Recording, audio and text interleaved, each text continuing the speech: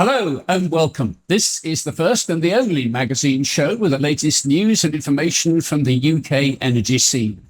Oil or diesel, wind or solar. It's all here in the next 30 minutes.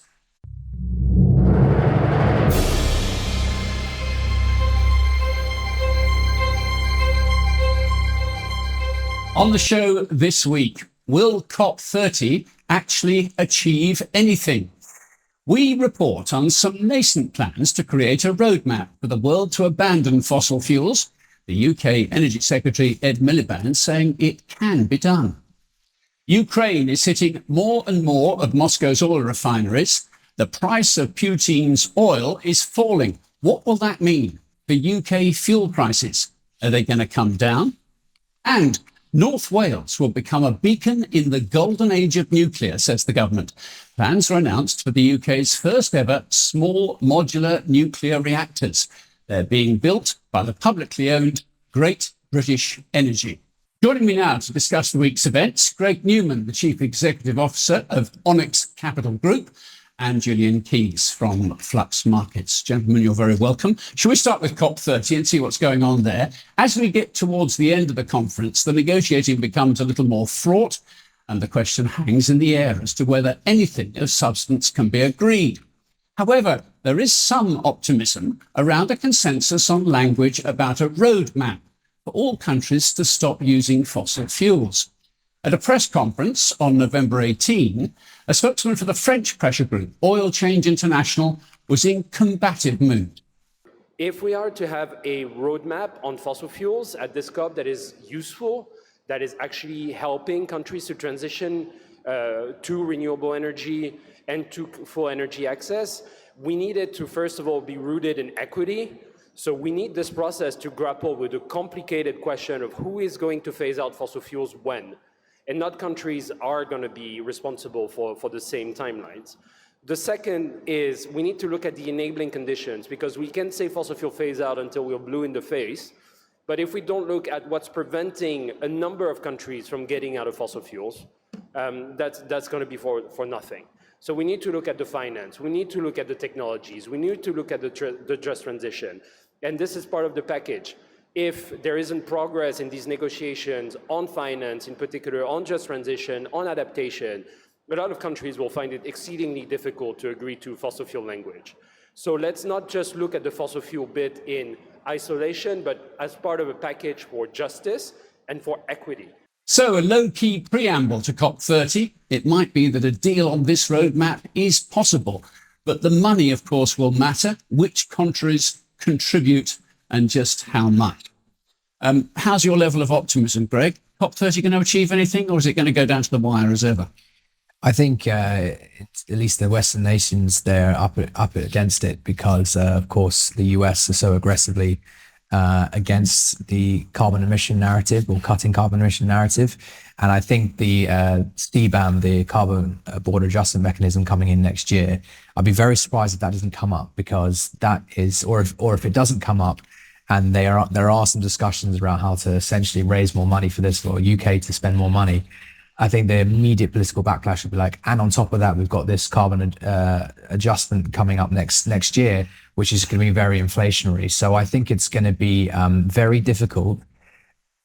But I still think Ed Miliband will continue to be very positive about it. But I think when he gets home, he's going to be under the cosh, because as soon as people start to realize that things are going to get worse and worse from a cost perspective, I don't see how that's not backlash. But generic point of view, I guess. The whole point of these conferences, Julian, I suppose, people do get carried along with the sort of groupthink that's prevailing at the time. As Greg was saying, the risk is you agree to something that's not practical or not possible or not doable. Yeah, that's a really good point, and I agree. Affordability is on everyone's mind at the moment, right? This is why Donald Trump's not engaging with this, because affordability is right on the agenda, as he's finding out at the moment. So it's really important. I think you're right, Greg.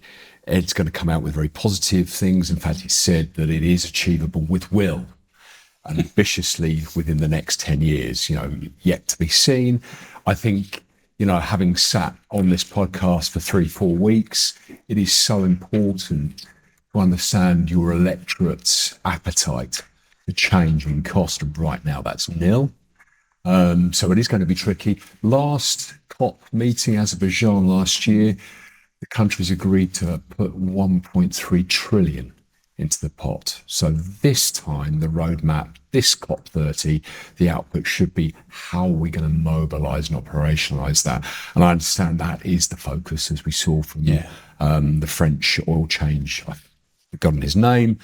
It is about equitability. It is about how we're going to unlock and operationalise this process, and that is tricky. I don't know the answer.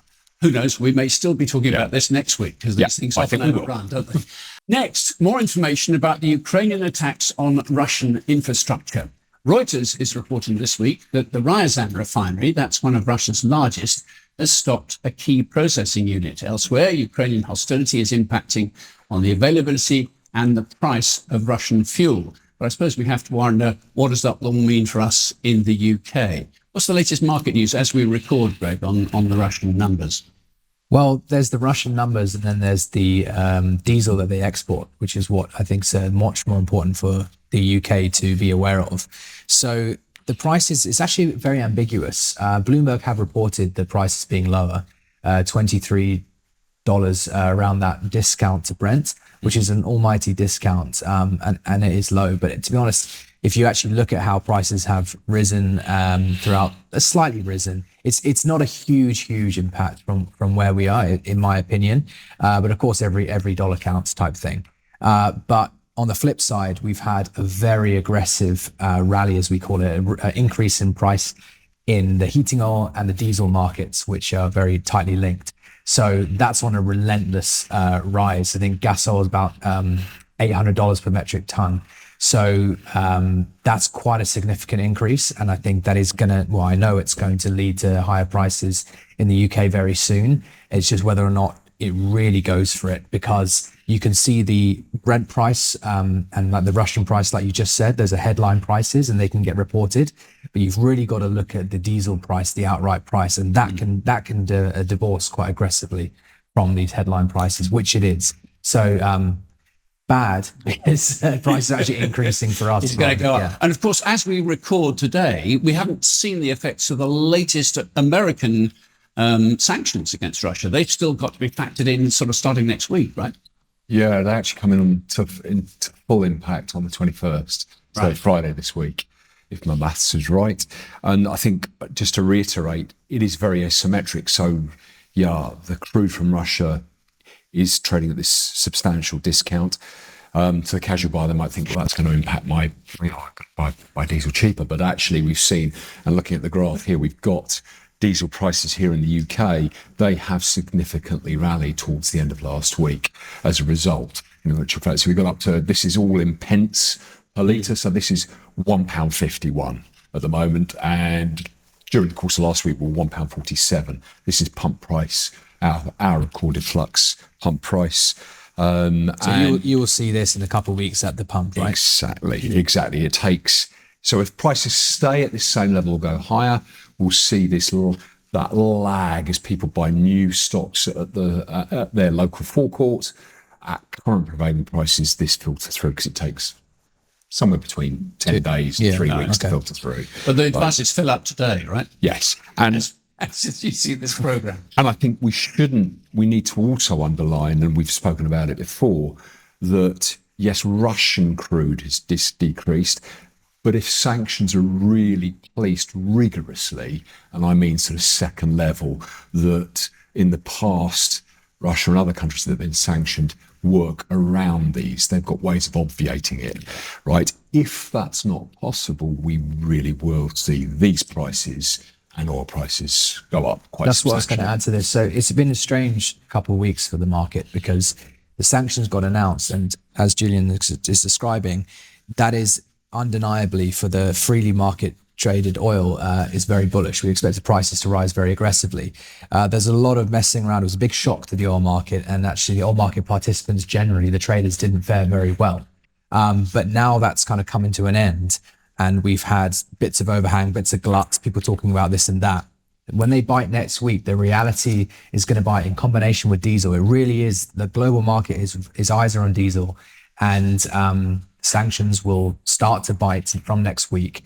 And it could get not just bad, it could get very, very, very bad. This is like 2022 levels. It's going to be very hard for people to understand because they say, isn't there so much oil around the world? It's like, yes, but you're talking about a very select It's like perverse, isn't it? It's very There's a lot of oil around, but the prices are still going up. And what you're going to see more of is as the prices rise, as we do, quite high conviction expect, you're going to get governments doing what they do in these scenarios like they did in 2022 and start to try and pull levers. So they might be saying, look, we can release some of our strategic petroleum reserve. And that's what the US did in 2022. They released 1 million barrels per day.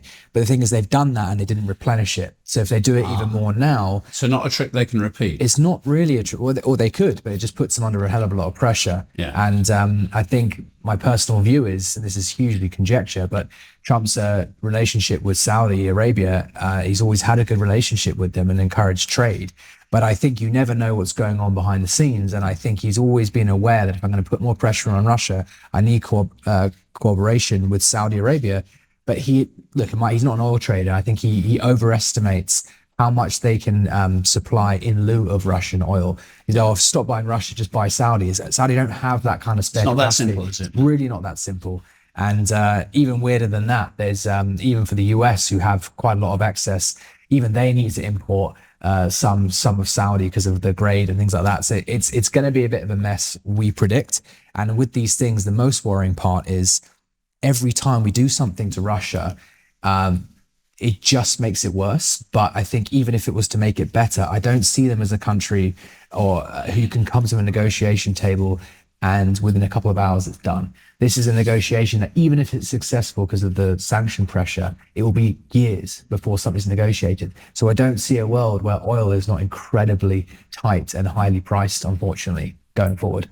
Okay, let's talk about wind for a second. As we record this programme, Wednesday, 19th of November, we've heard this morning from the Chief Executive of Great British Energy, one of his first appearances, before the Scottish Affairs Committee in Parliament. Here's Dan McGrail being asked about the achievements of his new organisation. I think it's a very positive, from an individual perspective, I think it's a positive idea to give people a stake in the energy transition. And from an energy sector professional perspective, I see the benefit of having an activist public investor to work alongside the private sector. And I think key for us has been to develop a strategy and engage with the market so that we can target how we are additional in our strategy and build it up. In terms of our first accomplishments and over the sort of the past year since the company was incorporated, the bill was passed in May. The statement of strategic priorities was published in September. So we've made good progress. Obviously, appointed a startup board, permanent chief executive. We've launched the solar rollout on schools and hospitals. And today we are announcing also, purely coincidentally, our first investment, which is into a floating offshore wind farm off the coast of Caithness in Scotland. And we're doing that together with the National Wealth Fund and the Scottish National Investment Bank. So a first project for GBE coming along, though he does admit that in terms of wind projects, there are no indigenous British companies to favour. Of course, government authorities are always under pressure to try and give work to British people if you can. Making of wind, the construction of wind farms, it's all done by other people, isn't it? Including the Chinese. Yes, yes. I think we do have a lot of technology and industry. From what I've read, I can't respond to that directly, but I understand that we have 100, 200,000 jobs related to the renewable revolution that's built over the last sort of 10 years or so. But yes, to your comment, a lot of the infrastructure, the battery is related to China. And there I had some other political worries about it. Yeah, absolutely. And so it can turn on its head the sort of idea of complete energy security. Yeah. Right? On a broader point, Greg, this great British energy idea, it's an idea the Labour government brought in. Are you sceptical? You think it could work, or do you have your doubts? Well, since the beginning, when we talked, we didn't really understand what they were going to do. And I still don't really understand what they're going to do. But I guess it's like they're kind of trying to guide the process. Is that the general philosophy of it? I mean, yeah, they're an overall sort of providing energy, providing money, providing coordination, I guess, to get stuff done. That seems to be the ethos anyway. Yeah, I think it's about providing liquidity through public and also corporate finance. So both. And if they need to step in, I don't think it's about taxpayer funding. The idea here is to sort of get like PFI, that old sort of private finance initiative, redirecting investment into that directed. So, that's what it's about as I understand it. But yes, we need to see it operationalized, and we haven't yet really seen this. We're just starting to see it now, which is really good. All right. Well, that's all that's happening this week. Any more charts for us at this stage, Julian? What have you got for us in terms of what's moving on the prices market? Yeah, absolutely. We did just quickly look at the flat price, the outright price of pump diesel. In terms of what's really driving that, if we look at this chart, it looks almost identical, but it's really the difference between the cost of diesel and crude oil, the cost to refine crude oil into diesel, as traders call it, the crack spread. And that has really moved in reaction to the shutdown of some of the eastern refineries that are owned by Lukoil, and also this lack of up to 3 million barrels a day coming out of Russia that was coming onto the market. That's putting more pressure on that system. So, this is filtering through, as we saw in the previous chart, into pump price and diesel price, and also gasoline prices. And just quickly, as Greg mentioned just now, if we look at that top left-hand, number, that 144, that's the government price published today. The average pump price across the United Kingdom, so £1.44 pump price, and we're seeing prices here in our table here at the moment at about £1.53. So if prices stay at this level or go higher, pump prices will react.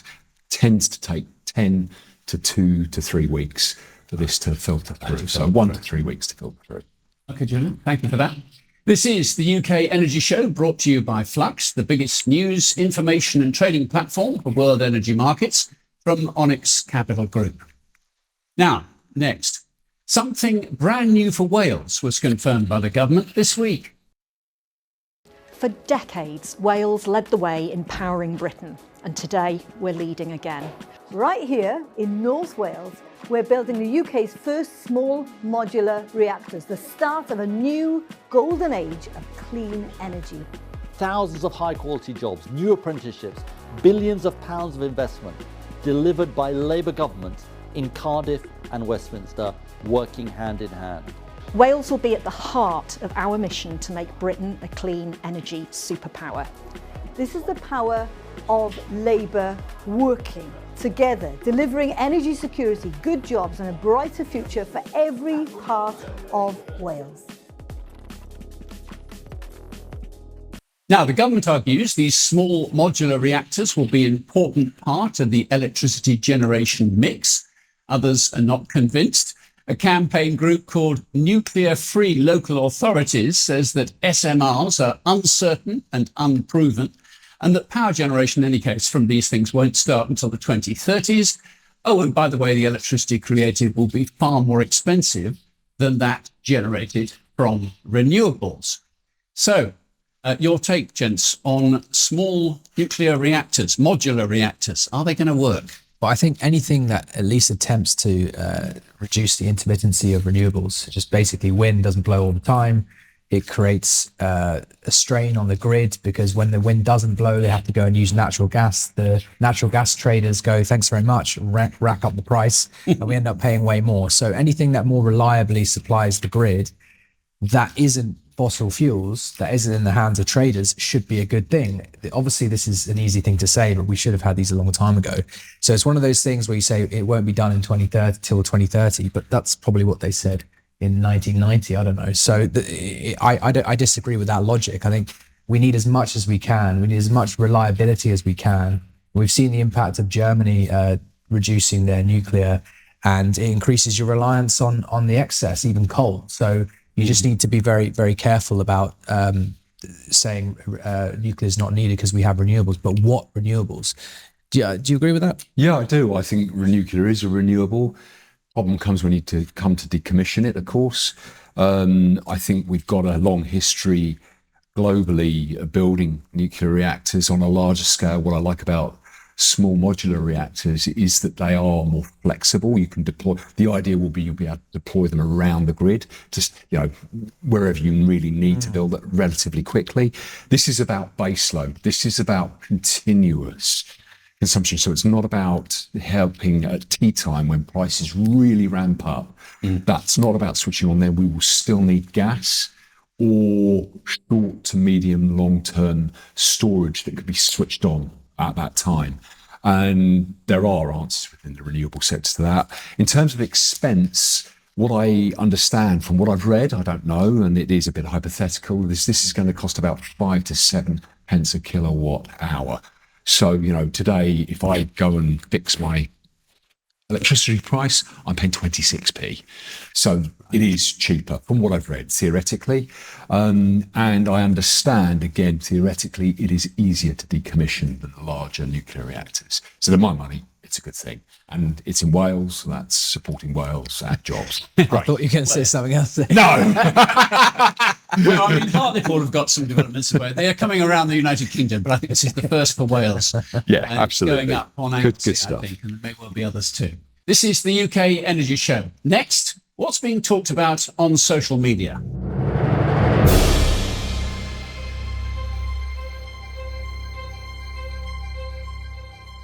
All right, a couple of things we're going to talk about. ExxonMobil, very much in the focus. Ed Conway, first of all, posted about this.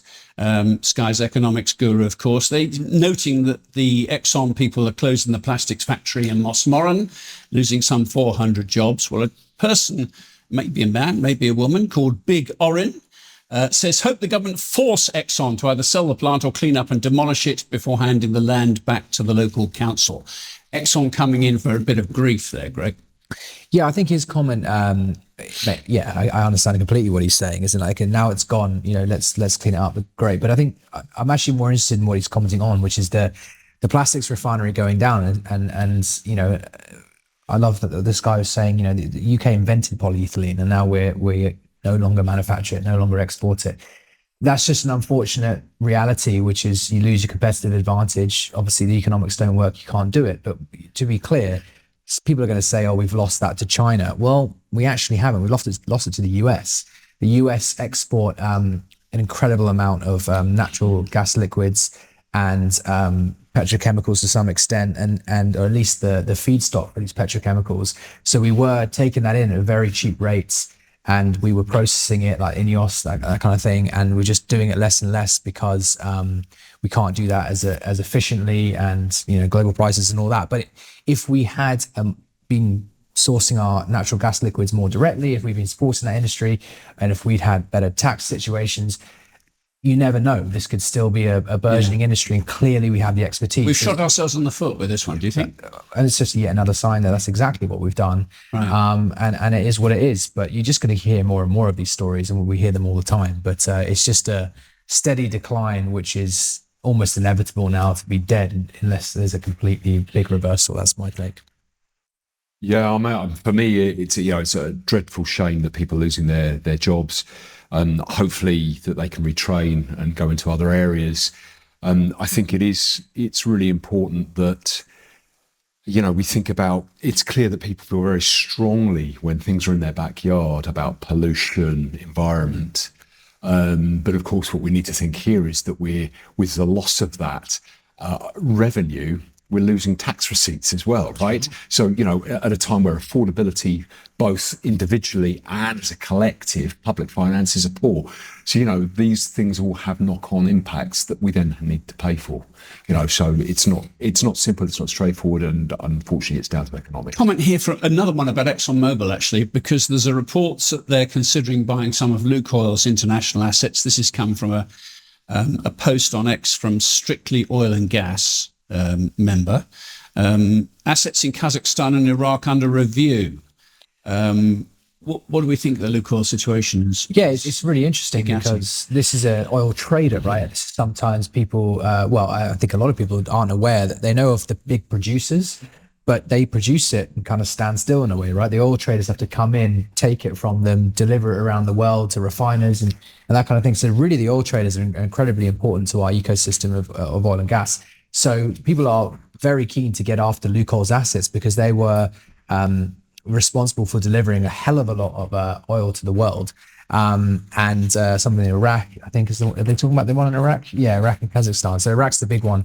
And there was talks of Gunvor, which is the Geneva-based oil trader, taking over. And then quite amazingly, the US came out and said the Gunvor is just the puppet of the Kremlin. And, a very controversial statement to make. And I was speaking to people who work there. Yeah. And, 1 minute they were saying, oh, this is great, we're going to get Lukoil's assets, there's more to trade, there's more to do. Next minute, I'm like, well, what does that mean? Like, suddenly hero to zero type thing. And it's pretty amazing that they came out with a statement like that. And it is, we have these rumors all the time about Gunvor, who are they really owned by, that kind of stuff. But, I don't think there's much evidence of it. But either way, it was remarkable. But it does show you that just because a country produces oil, you got to remember that oil traders are the ones that really do all the work to get the oil. So I think it's an example of how the Trump administration hasn't just generically looked at oil like maybe they've done in the past. They've gone and looked secondary, tertiary, and all the way down the chain to sanction and get more and more of a tighter grip. And that's another example.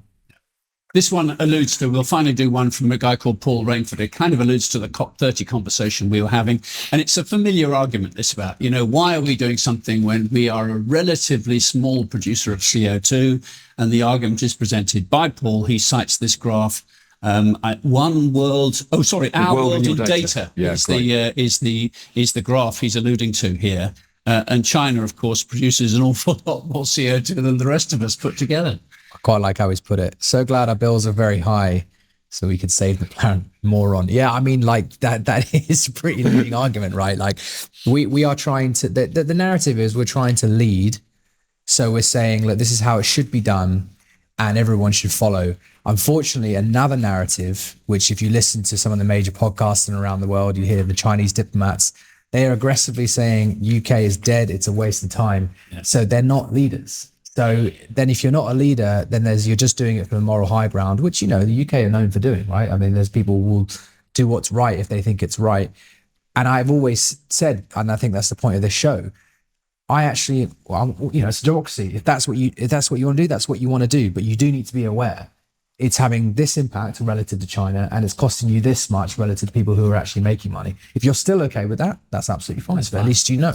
Okay, we're going to be talking a lot about money in the next 7 days or so, because about a week's time from now, we'll be putting together the UK Energy Show just as the Chancellor will be delivering her second budget in the House of Commons. So many rumours and guesses and kites being flown over the last few weeks.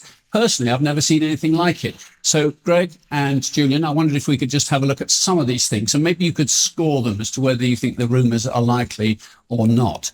Here's one idea. Let's cut the VAT on domestic fuel, either gas or electric or both. What do you reckon? Likely, unlikely? VAT, I think it's a possibility, definitely under review. But let's think this is a Labour government and that is a very progressive tax, right? So if have a large house, a mansion in I'm going to say thank you, aren't I? I'm going to say thank you very much indeed. I've just saved myself a much bigger proportion of tax. Yeah. Whereas if I'm a small maisonette with a very low consumption, this 5% in absolute terms is relatively little. So percentage-wise, the same for everyone, but in absolute terms, much bigger impact for larger homes. So I think it's possible. And I think they need to really think how they structure it carefully. There was an interesting report, wasn't there, from the Joseph Rowntree Foundation, which you sent me on a text message, which I hadn't spotted actually, which is suggesting something a bit different. Don't do that, but actually do some banding where the first bit of electricity, that's quantity you consume, is set at a lower price, maybe with government subsidy to achieve that. So low users or low income households benefit, but then make it progressively more expensive. In fact, your income tax, I suppose, you have bands. I think absolutely. So you're trying to support that Joseph Rowntree piece that came out yesterday. In fact, that is about weighting the average consumption cost across the market, saying very heavy consumers pay a higher price, and they're paying and subsidising, not the government, but those heavy users subsidising the lower, smaller consumers. So you're averaging that price. Again, it needs to be thought through really, and this is where policy is so dangerous. That sounds like a great idea, but what happens if I've already sort of invested in a battery in my home, so I'm consuming a lot at night and not during the day. Can I cut in? Of course you Because can. that's a really leading point for me, because it's devil's in the details. They said fuel, right? Absolutely. The rumor is fuel. Absolutely. We say electricity. I think if you read between the lines, so you've got COP going on, you've got VAT being mentioned to cut, and you've got prices rising, and they probably know prices are going to keep rising with the sanctions. They also know that the carbon border adjustment mechanism is coming in. That is going to make gasoline and diesel more expensive if they import it. Why not cut the VAT? Because they know those things are coming, and they're probably going to get more tax anyway. And the final thing is, Rachel Reeves was reported to have reported to the Competitive Markets Authority recently to say we need to see more visibility on the forecourts, and it needs to be a live data set. They want to see a live data set of pump prices around the UK, so that can go to apps like Waze, Google, and then Onyx's app, which you're going to see. Yes. and they're going to, and the point is to increase competition and to try and lower prices With real-time data. with real time. So I think it's very interesting that she's targeting gasoline and diesel after never not mentioning it at all. And suddenly it's around this time, and it's around the Russian sanction. It's very much about all of a sudden. So I think it is quite likely, and this is completely speculative. But we're confusing two issues here. That's VAT on electricity bills. I thought the rumor was on fuel. I'm not sure. Well, that's what It I'm could saying. be. There's been a But version of the rumour being But actually, what I discussed. do know that they're thinking about doing is the duty was reduced during COVID by 5p. Yeah. Okay, excise duty on fuel was reduced to 53p, just under 53p. It used to be 59p. That is highly likely not to be renewed, that short-term discount. So I think come April, so it's taken we'll see away. duty go up on Yes. fuel, on gasoline Yes. and diesel. But VAT It may not maybe. be immediate because of what does the government also not want interest rates going up? Well, exactly. I mean, who knows? And while we're just doing one more who knows, vehicle excise duty on electric cars. This seems an inevitability, doesn't it? If you've invested in an EV, you have had the benefit of almost no road charge at all, or smaller ones. The time has come, as I suppose the proportion of drivers changes, nationally speaking, you're going to have to put some tax on them, aren't you? We don't have a little magic elf with a wallet paying everyone, right? We don't. So we need to fund that somehow. You can't continue with that process. So absolutely. And I think they changed something earlier this year, didn't they? So you have to pay road tax now. The more expensive the car, if it's over 40 grand, every EV is over 40 grand, I think. So that came in, and absolutely you need also above and beyond that, 53p or 59p duty on gasoline and diesel. You can't get that on an EV. So you need a pence per mile fee for how much you drive. Which opens up the whole road charging by mile debate, doesn't it? Really? Absolutely. So I think we've got, watch this space. We don't know what's coming, but things are going to change. It's fun to look, though, isn't it, really? Yes, Well, no, yes, absolutely. But I do think it's worth saying that you put it quite well. Whatever they do, they're looking for more money. If they can reduce things and get some political wins that way, and still make more money, I think they're going to be inclined to do that. So as you said, if we're going to be cancelling this duty, well, we can also decline VAT. The problem is, the more you tinker, the more you piss everyone off, right? If they're aware of it. And I guess that's again why I'm so happy to do this show, because at least we can say, well, this is actually what happened. But and of course, we'll keep you up to date when we get that actual budget detail and drill down into it. Thank you very much indeed. And thank you for watching. Don't forget to click on the subscribe button so you can never miss an edition of this show. And do send any thoughts or feedback on what we've had to say and what we've covered. We'll post those in the comments below. See you next week.